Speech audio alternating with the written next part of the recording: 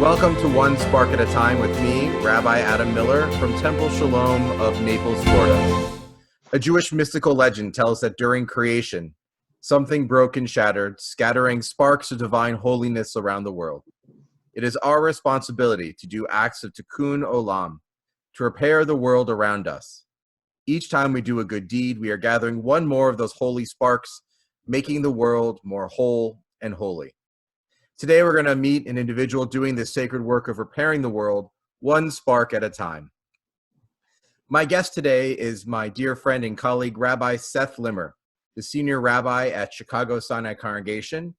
Rabbi Limmer is a past chair of the Justice, Peace, and Civil Liberties Committee of the Central Conference of American Rabbis, and a former vice chair of the Union for Reform Judaism's Commission on Social Action. He is presently a member of the Board of Trustees of the CCAR, which is the Reform Rabbinical Association. In 2015, Rabbi Limmer accepted the Rabbi Maurice Eisendrath Bearer of Light Award on behalf of Chicago Sinai Congregation's lead role in the NAACP's 2015 America's Journey for Justice. Rabbi Limmer also served as co-editor for Moral Resistance and Spiritual Authority, which was recently published by the CCAR Press. Seth, welcome to One Spark at a Time. Thank you. Great to be here.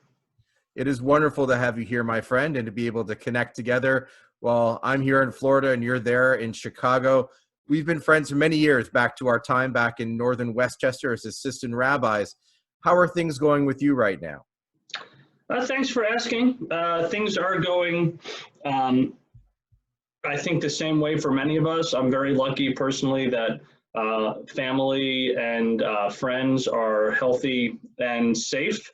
The congregation is showing its true colors as a community by really stepping up to the plate and being there for each other and coming out and supporting one another in lots of different ways, which is incredibly encouraging. And then the world's in terrible shape, and we're seeing the buildup of 50 years of intentional policies to leave out the disenfranchised and to undersource those who are under-resourced. And we're seeing all of that come home in the awful way that COVID disparities are being manifest here in Chicago and New York and everywhere where it's happening. So it's, I'm fortunate to be personally okay in this time and lucky to be in a community, but the world around us is in terrible shape. I think that's something a lot of us can agree with, that the world today needs a lot of repair, and we'll certainly get to that topic as we talk today. I'm glad you're doing okay amidst all this chaos, and certainly COVID has revealed quite a lot. But for our audience to get to know you a little bit before we delve into some of those deeper questions, Seth, look, I invariably receive the question whenever I meet someone new, so how did you become a rabbi? I know it's a cliche, but help our listeners to share by sharing what brought you to this calling. Oh, I thought you were going to ask it differently. And I was going to say, I went to Hebrew Union College for 5 years and poof, I became a rabbi. There is that magic element of it. Yes. It is unbelievable. You know, for me, the way into the rabbinate wasn't ultimately the continual path that I stayed on. I was and came to Judaism. My parents were very involved, Reform Jews. Each of them at a different time was president of my synagogue growing up. And we always had Shabbat dinner at home. That was a must. I always begrudgingly went to high holiday and festival services and did my best either to fall asleep or to leave and go to the bathroom, which I never visited. I don't think I ever saw the bathroom at Temple Bethel. I just saw not the sanctuary. But between camp and youth group, really got interested in those aspects of Jewish life. I grew up at Eisner Camp in 10, and starting in high school with Norman Wheeler, who was a member actually of my temple growing up and whose kids were in youth group with me, who was a really influential teacher and turned me on to philosophy. I became a philosophy major in college and song led for all sorts of nifty groups all throughout college, and rabbinical school seemed like a good path to continue to explore my interests in philosophy. And then I planned on going on to get a PhD. And then, you know, there hadn't been a Moses Maimonides in 1,000 years. I figured it was time for some great new philosophy to be written. So my goal was just to learn what a rabbi learned and had that title but never work as a rabbi. And I'm grateful that HUC doesn't just want to make people who are mentally rabbis, but wants to prepare people for serving as rabbis. And so literally they made us have internships, and I got to be the intern at Congregation Road of Shalom on the Upper West Side of Manhattan. I was there for 4 years and had incredible opportunities, and just realized that in academia, you can talk purportedly, objectively, like there's such a thing, about what Judaism is, but in a synagogue, you get to talk about how Judaism makes a difference in our lives. And ultimately that became more interesting. Fascinating. Thank you for sharing that full arc of what brought you. I always appreciate your humility and, leaping from Moses Maimonides to yourself 1,000 years later. You mentioned Eisner Camp. Well, I didn't write that book yet, so I'm setting myself up for the failure of high expectations unmet. The Mishnah Torah. Got it. So you mentioned Eisner Camp playing a role in your formation of your Jewish identity. Go a little bit deeper on that. We know that last week, the Union for Reform Judaism made the difficult decision to close in-person summer camp experiences for 2020 because of what's happening right now with COVID. As someone who grew up at one of those Jewish overnight camps at Eisner, how did that camp play a role in your Judaism?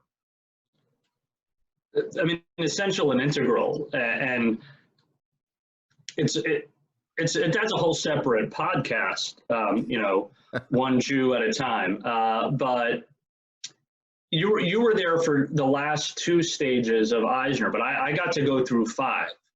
I got to be a camper and create one set of friends who still remain my lifelong friends, and then be a staff member. And actually, I created a second set of friends who are still lifelong friends.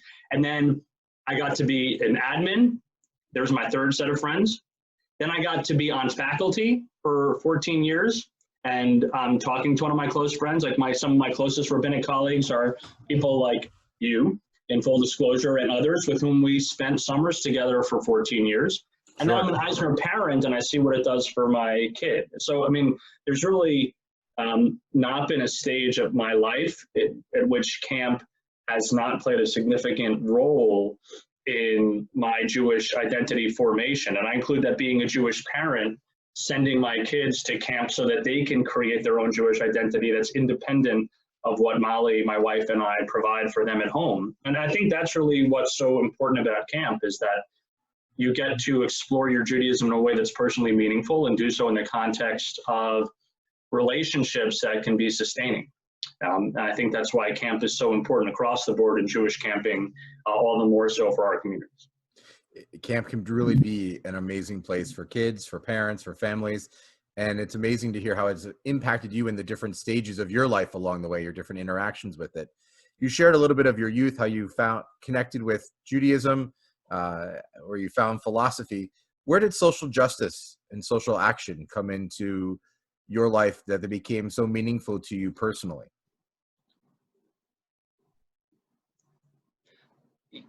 I think this is not the first time I've been asked or thought about that question.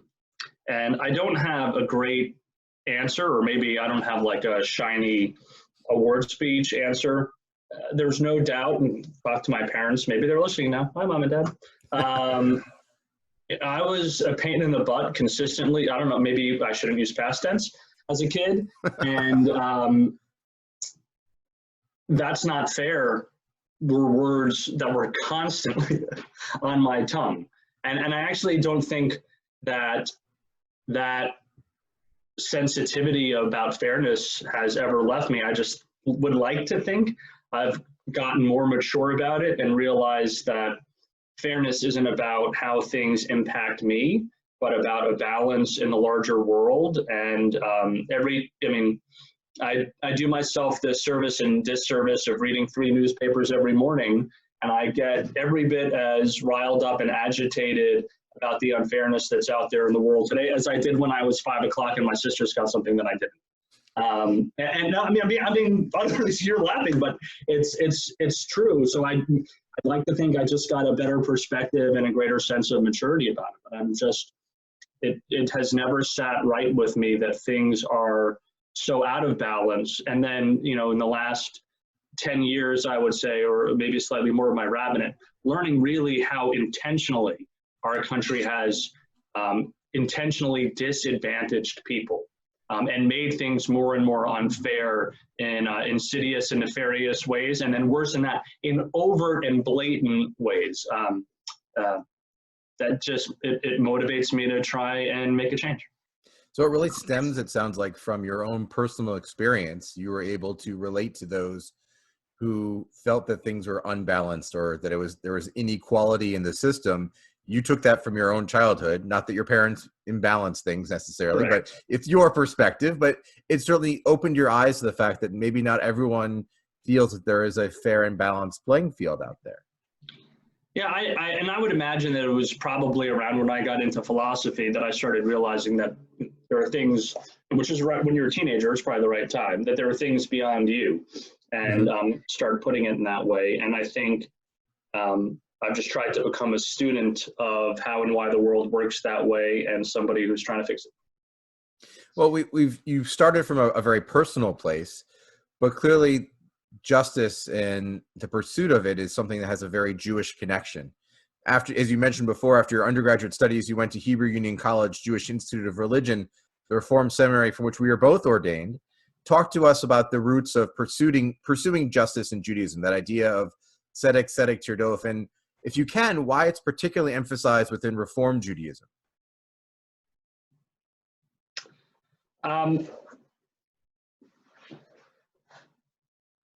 I think what it comes down to when you study Judaism with any depth is Judaism is all about the ideal practical way. I know that sounds like it's an oxymoron, but about the ideal practical way to structure society.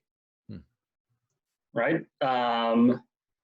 You have the laws, I just, because I'm crazy, I just translated this minor medieval midrash that will never see print about the high holidays. And there's this great parable in there. They reach back to the Talmud, and there's this, maybe it's Exodus Rabbah, like that we're drowning and God throws us a rope. And what's the rope? Torah.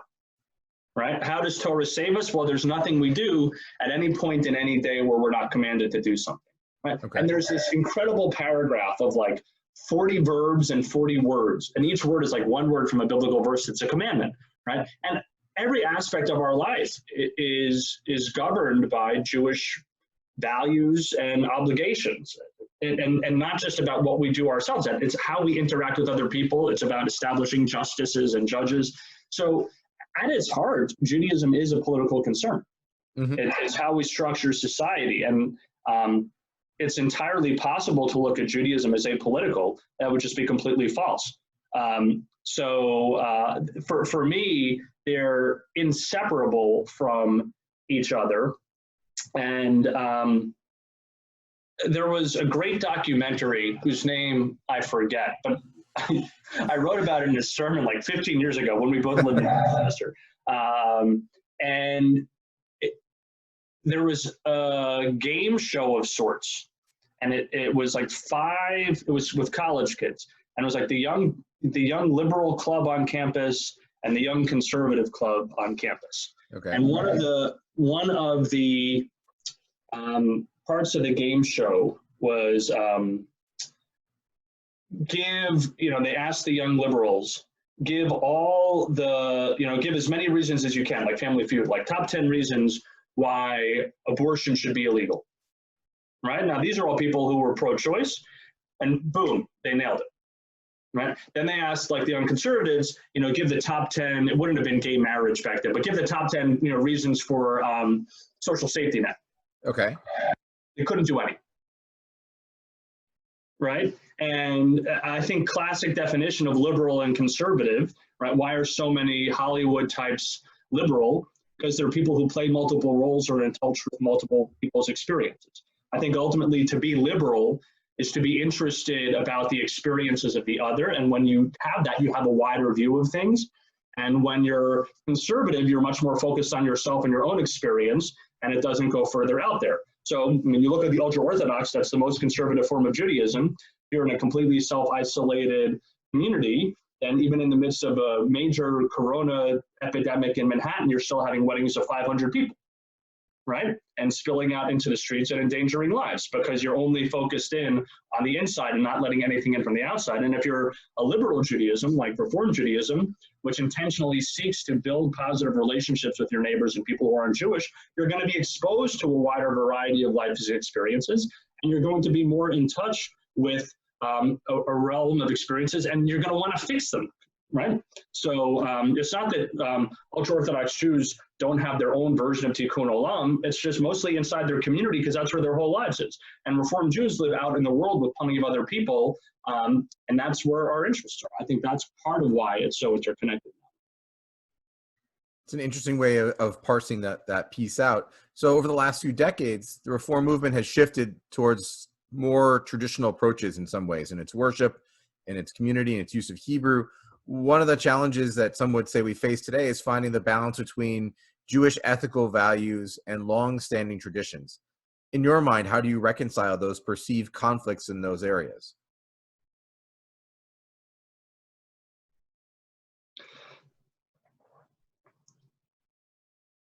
It's interesting. Your first frame, like, yes, there's been a return to tradition, yarmulkes, talisot. You like that? I'm a Chicago Sinai Congregation. I haven't seen one in a while. Just kidding. And, like ritual garb, in certain places, more Hebrew in prayer. I think a lot of that is affect.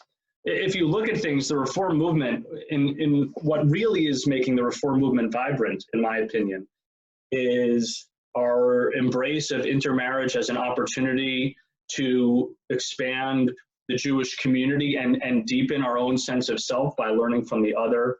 I think what has helped made the Reformed Jewish community grow and vibrate is our recognition that we have all sorts of different people in our very big tent, whether it's Jews of color, LGBTQ Jews, or we were the first Jewish movement to get out there on Jews with disabilities.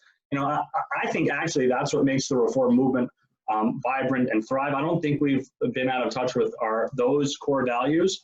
And, you can go to some temples and it's all Hebrew and everyone's, under their hooded tallis for the entire service. And you come to Chicago Sinai Congregation, you hear our beautiful choir and organ, and our services, predominantly, it's got more English than Hebrew because that's our value of inclusion and understanding. But those things, I think they're aesthetics. They're not the essence. And I think the essence of Reform Judaism hasn't really changed that much. Well, we've gotten kind of deep here into a Jewish conversation. Let's look into some of the questions about you and take it a little bit differently. I noticed that on your professional biography, conspicuously absent was that you wrote as a music critic. How did that come about? I didn't get paid, so it was really easy. No, I was the arts and entertainment editor for The Southerner, the newspaper at Great Neck South High School, for 2 years. Music's been a huge part of my life, and I remember it must have been right around when I was ordained that a friend of mine who actually, ironically, was working here in Chicago at the Tribune for the time, had someone in his office who was starting this online music thing. It's called Pop Matters. Now everyone can go find all my articles. They're really excellent and really old at this point. So I got asked if I wanted to review albums for them. And so I'd get sent free CDs and I'd get to share my opinion about things. It was super fun. And then I decided to go back and get my doctorate, so I stopped. Well, I know for some that question about your music connections might seem a little off the beaten path from a conversation about justice, but I know that you put together your two loves of music and the civil rights movement at your first congregation in Armonk, New York, with biennial trips along the Mississippi River. Tell us about those experiences. Yeah, the Mississippi Delta, which is the northwestern part of the state. It's not the delta of the Mississippi River. It's the Mississippi River Delta in Northwest. It's always been a really fascinating place for me from a musical perspective. It's They call it the land where blues began. It's also where tons of stuff happened in the civil rights movement. And it was just a location that both in my civil rights reading and in my music history reading, whether I'm reading about Greenwood and what happened there with with SNCC, or I'm reading about Dockery Farms and how that's where Charlie Patton started. It all seemed to be this one little place, and I decided it would be fun to go there. But then, you can't just go places. That, especially now, you can't go anywhere. But I was sort of brainstorming ways that I could pull it off as a rabbi, and somebody put me in touch with Macy Hart, who had just founded the Institute for Southern Jewish Life. And I called him and I said, I'm looking to come down and I sort of want to meet the Jewish community and I want to see the civil rights history and the blues history. And he's like, "You're kidding me." I'm like, "No." He's like, "Well, I'm just raising money to hire a rabbi to be like the circuit riding rabbi and be based in Jackson and serve all these congregations of the South.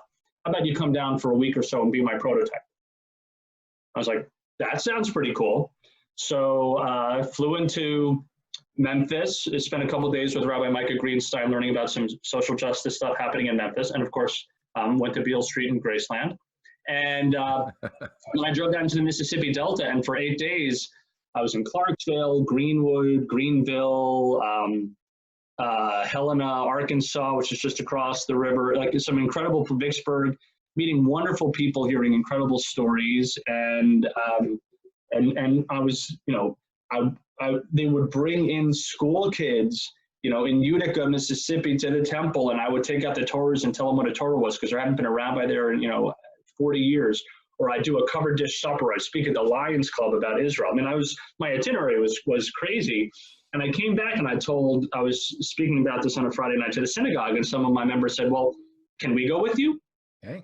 So the next year I brought them, and it just sort of started a cycle where every other year we went. The second trip was right after Katrina, so we always ended in New Orleans, so that became a service trip. And then after 6 years, someone said, "These are awesome trips, but I'd like to go to Israel." And then I spent the next 6 years going to Israel every year. So that's here you go. That's how I got to the South. That's had to be quite a remarkable experience, going to see some of those historic towns and meet people who were part of the civil rights movement. Were there any particular stories from those journeys that stand out for you? One of them, that's where I really learned, because I'm a New York Jew, right? It doesn't matter that I'm in Chicago, but that's what I am. And Judaism is just in the air. You take it for granted.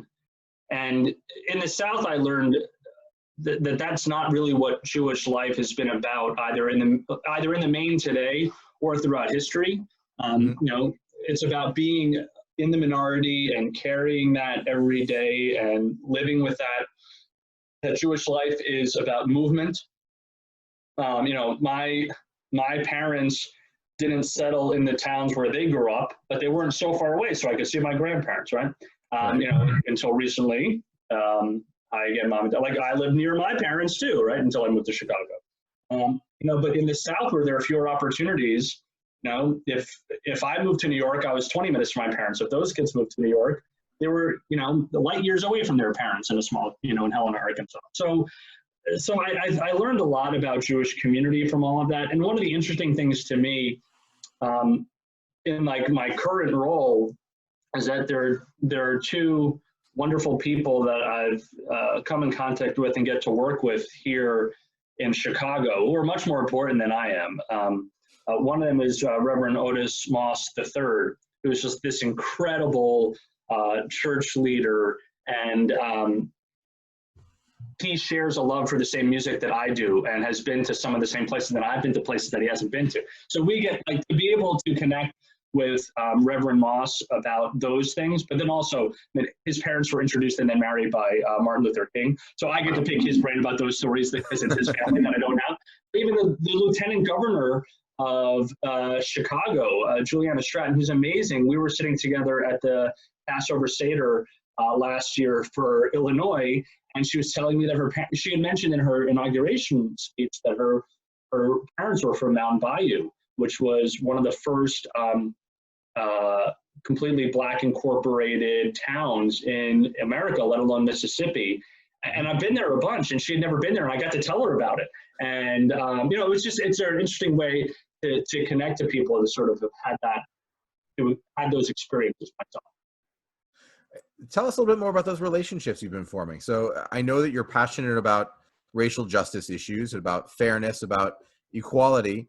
How do those relationships with those individuals within your own community come about? Intention. I think, and I would say that's in two ways. Part of it is I'm lucky. When Sinai was looking for a new senior rabbi, the congregation had a history of being very interconnected with the city. From our origins in 1861, and certainly people on this webinar might not know about Rabbi Emil G. Hirsch, but you should all go learn about him. Like one of the true luminaries of American Judaism, let alone American Reform Judaism. And I come to Chicago Sinai knowing that I'm never going to be the best rabbi that the congregation's ever had. Right? I mean, it's done. Like, he's it. And Kaufman Kohler was there too, and he's number 2, right? So go check their baseball cards, everybody at home, to read about their rabbi statistics. Early American Jewish history coming out here, yes. So they're really, it's in the congregation's DNA. So even when I was interviewing, I remember them telling me that they were, that we want our senior rabbi to relate to the cardinal and to this and to that. I said, okay, well, let me ask you a question. If you want me to have a relationship with the mayor of Chicago, and I can, but I don't think on this webinar is the time to tell you funny stories about my certain interactions with Mayor Rahm Emanuel, then here's what's going to happen. Someone's going to call into the temple and say, hey, I'd like to talk to the rabbi. And the answer is going to be, well, he'll call you back in 3 hours because I'm meeting with the mayor, or I'm having lunch with the archbishop. And there are going to be things at the congregation that don't happen immediately or take a little bit more time because I'm developing and maintaining these relationships. And their answer was, of course, that's how it works.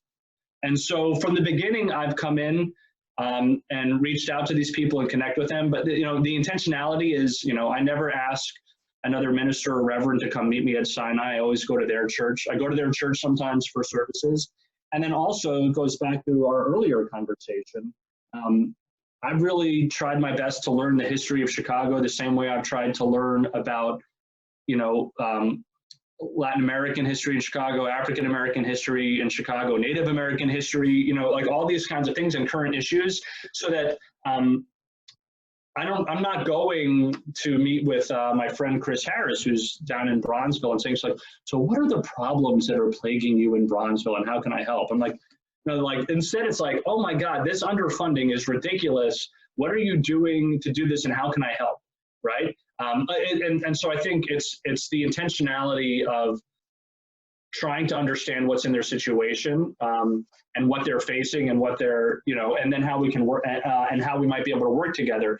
It's not just about like calling up and saying hi. It's about sort of being engaged in their lives in an ongoing way, and then bringing them and their people to our congregation, bringing our congregations there, but all those things all together. That's how you build true friendships and relationships, by spending time with people. So that's what it's all about, and understanding them. Yeah, intentionality, I think, is a key word there, the sense that these things don't happen by accident. And I think there's that myth of American history that, well, people are just kind of around each other and that's just how it happened. You have to be intentional in going out to connect with other people and forming those relationships and sustaining them and nurturing them to get you to a different place. I imagine that intentionality played a really big role in what you did 5 years ago. So from a historical standpoint, it's been 55 years since the civil rights movement really electrified justice advocates and transformed the nation. And about 5 years ago, you helped lead a remarkable endeavor at the NAACP to mark what was then the 50th anniversary of the events of the Edmund Pettus Bridge in Selma, Alabama. Share with us that remarkable commemoration and what it was that you were able to accomplish.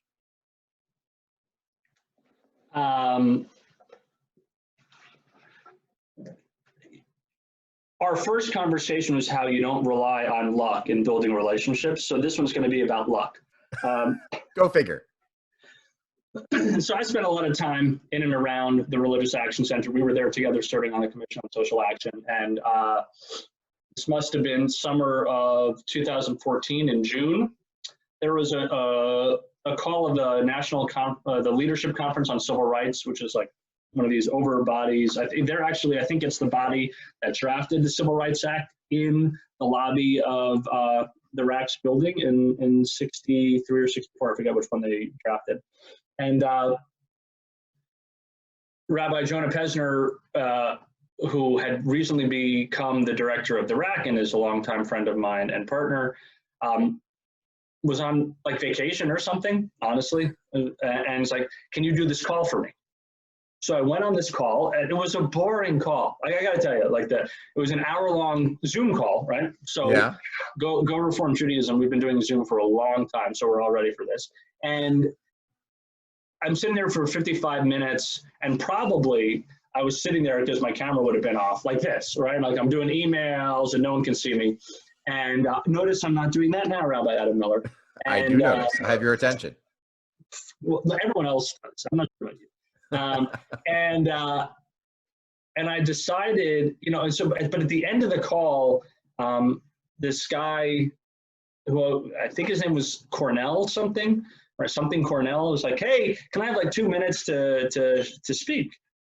So he's like, I'm new here at the NAACP, and we're gearing up for this Journey for Justice. We're going to march from Selma, Alabama to Washington, D.C., for jobs and justice and a whole bunch of things, which I don't remember catching at the time. I was like, oh, that's interesting, right? And I got off the phone, and I probably interrupted Jonah's vacation, and I said, the NAACP is doing a 40-day march from Selma to D.C. Wouldn't it be cool if we had rabbis march with them, and instead of passing a baton, we carried the Torah and passed the Torah? And Jonah's like, yeah, it's really interesting, but it's never going to happen. And, I mean, he's probably nicer than that. It's like, it's really interesting, but I don't think it's going to happen. And I said, well, I think I can make it happen. And I called Steve Fox at the CCAR, and he was then the CEO of the CCAR. And I said to Steve, I want to do this. And Steve was always great with me, but this time was like, Seth, come on. I said, okay. This is now Friday afternoon at like 4:00. I said, here's the deal, Steve. And maybe Jonah was on the phone too. I'm like, if I get 10 rabbis to say they're willing to do this at some point, because this is going to be over the summer when rabbis are away or at camp. So if I can get 10 rabbis to agree to do this by Monday, will you then give me like another couple of days to get 10 more, and then we can launch this? Because all we really need is 20 rabbis each doing 2 days. But I think we could get to 40. So fine was the answer. So it's now like 4:00 on Friday. Services at Sinai are at 6:15. So I write an email to like my go-to list, my top 15 or so rabbis I can count on for justice stuff. Hey, blah, blah, blah, blah, blah, join me for a day of this. And I hit send probably at 5:00, went to sit with my colleagues, and then went up and led services. When I came down to put my prayer book away in my office, my inbox was full. I had sent 15 emails. I had 15 yeses within an hour. Wow. So on Monday, we prepped a letter to go out to all the Reform rabbis. We sent it Wednesday, and by Friday, we had 80 rabbis, and by the following Monday, we had 150 rabbis, and in the end, we had 250 rabbis participate, plus countless other people. We had 40 people from Chicago Sinai Congregation come. About 7 came with us for the beginning in Selma, and about 30 came with us in the end to DC for the end of the march. It was a couple of years after what had happened in Ferguson. It was 3 years after Trayvon Martin. It was not at the height of the epidemic. It was the height of the American awareness of the wanton killing of Black men by uniformed police. It was just a time where all of this injustice was so front and center that I think it really struck a chord with rabbis in the Reform movement to say, I want to go walk my values. And once we realized how much interest there was from rabbis, we started gating their demands, right? So you couldn't come and participate unless you pledged to give a high holiday sermon about racial justice, and unless you pledged to go get involved with a local partner in doing the work of racial justice. So it really became not just a symbolic march. And there's a terrible book that somebody wrote, and he's friends with our friend Chuck Briskin,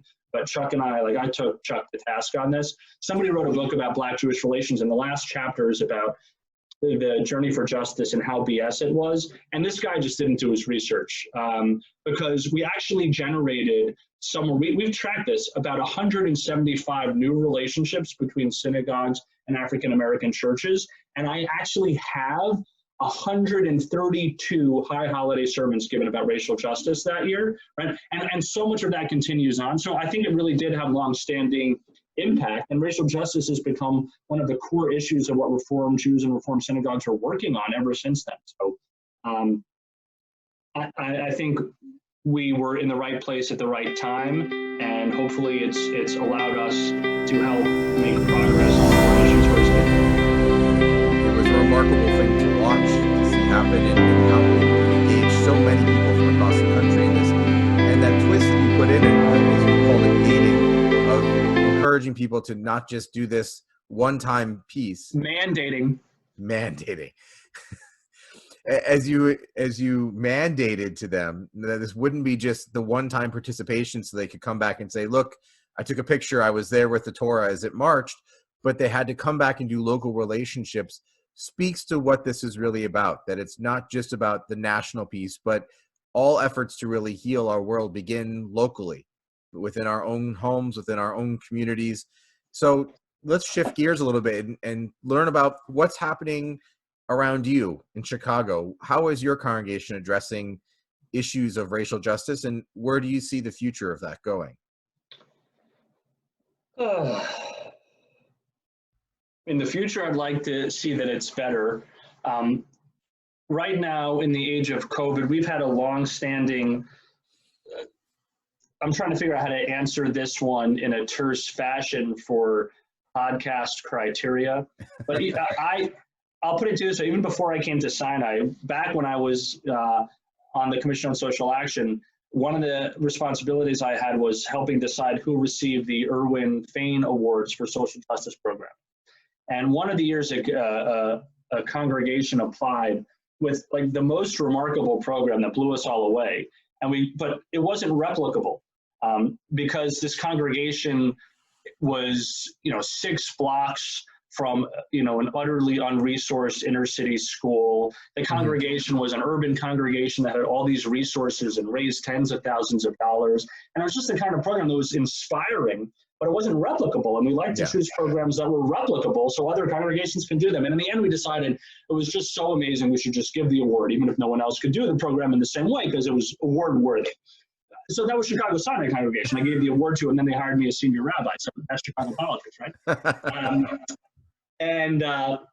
But that effort with the Jenner School continued to grow over time. And by the time I got to Sinai, it was in a wake of many local school closings for predominantly students of color in CPS. And actually the Jenner Academy of the Arts, which is in the former Cabrini Green neighborhood, which is another place of broken civic promises to the African-American community, it was slated to be shuttered, and it got a 2-year reprieve.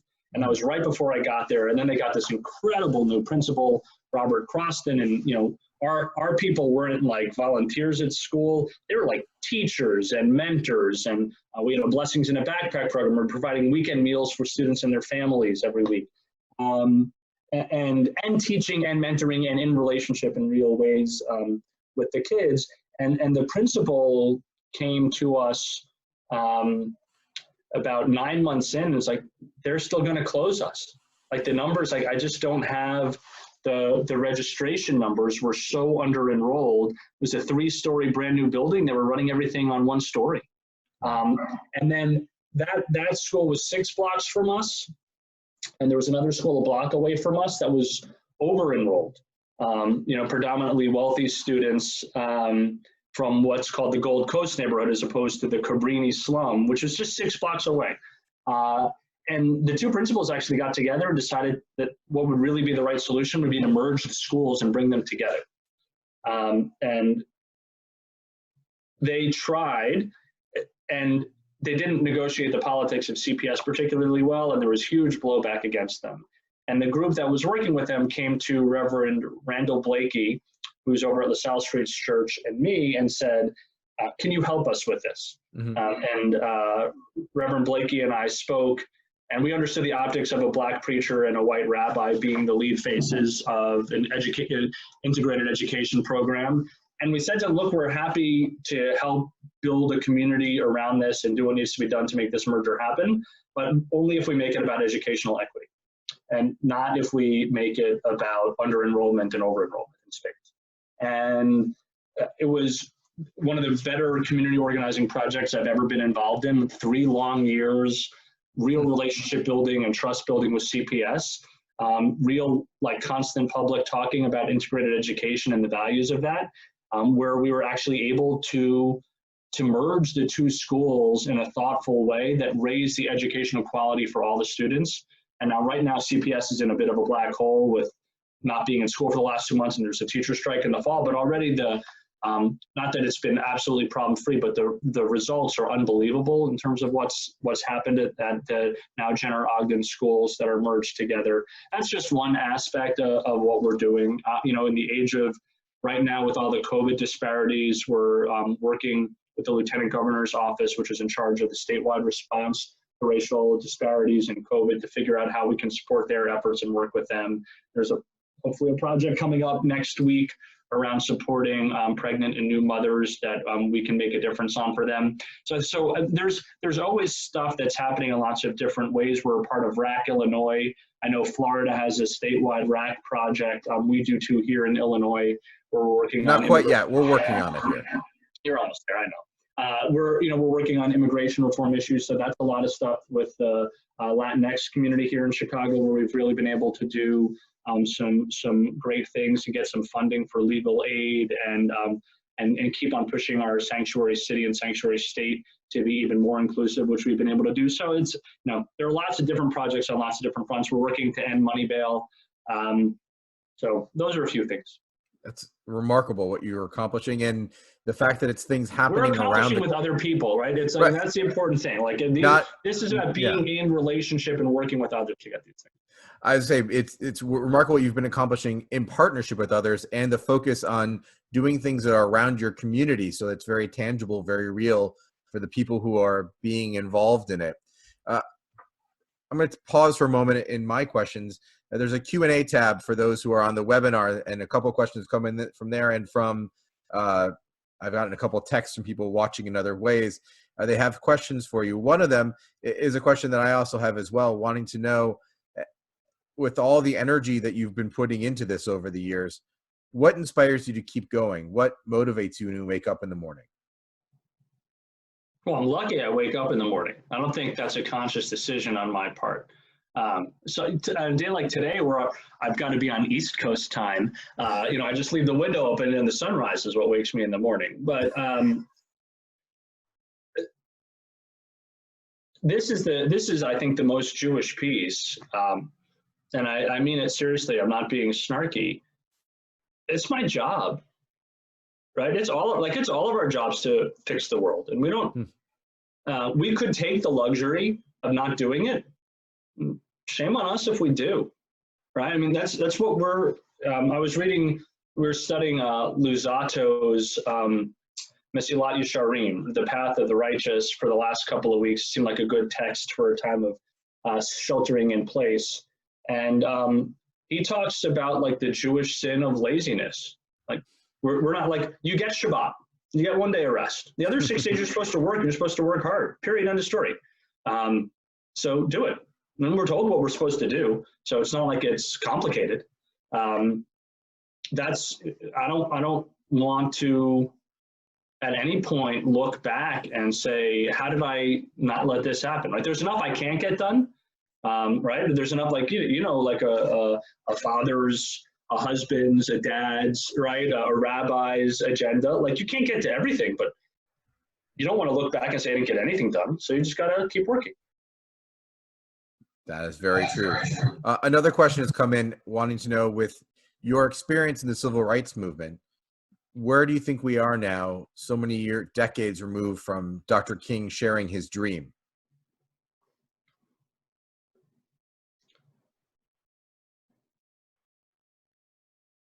I think we're at a point where we're as articulate as ever.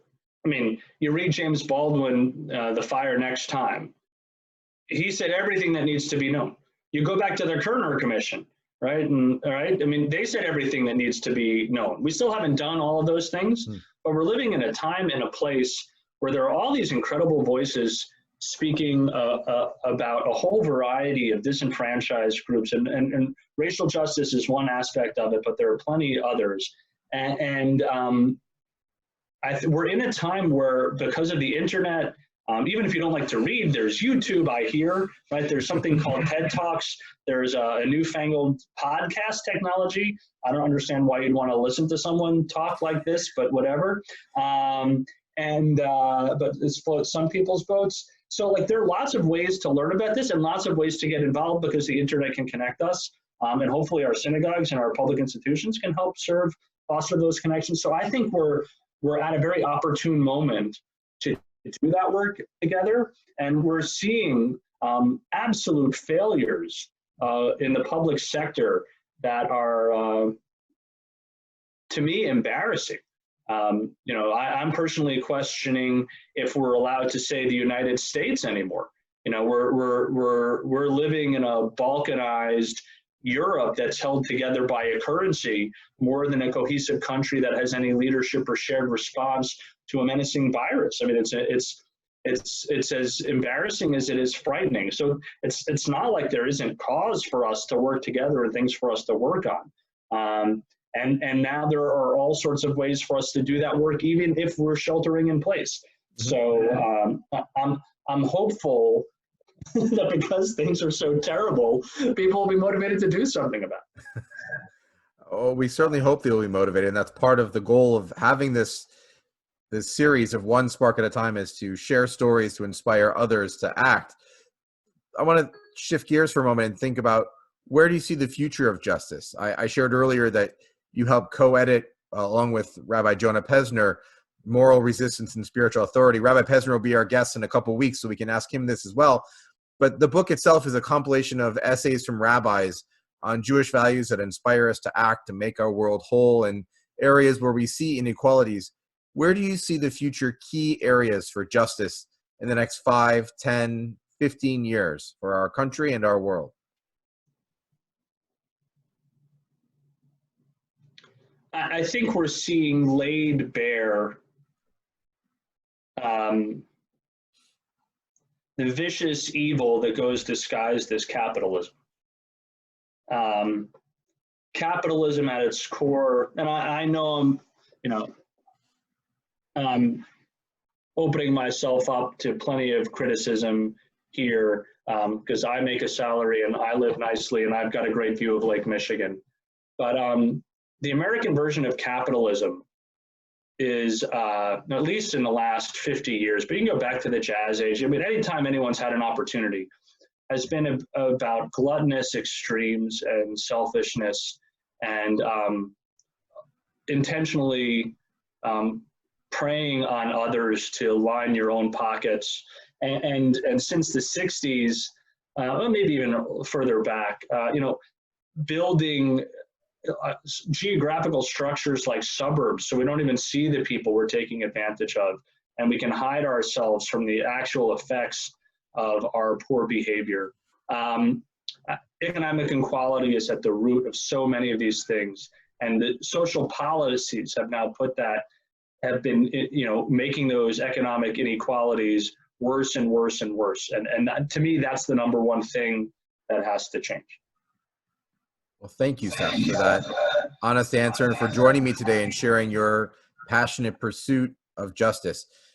For our listeners, we like to finish with a final question for our guests, which is, understanding how you have become someone who collects holy sparks through your work of repairing the world, what would you say to someone who perhaps sees areas that need repair but hasn't yet found the courage to take that first step?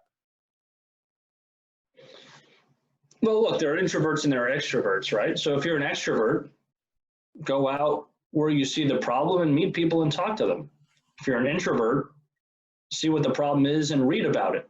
And the more you read, the more you'll realize who you want to talk to about it. And then you can step out and build those relationships. And if you're the extrovert and you go and talk to people, then you realize how much you don't know, and then you'll have to go back and learn about it. And then you build those relationships and engage in the work. I think that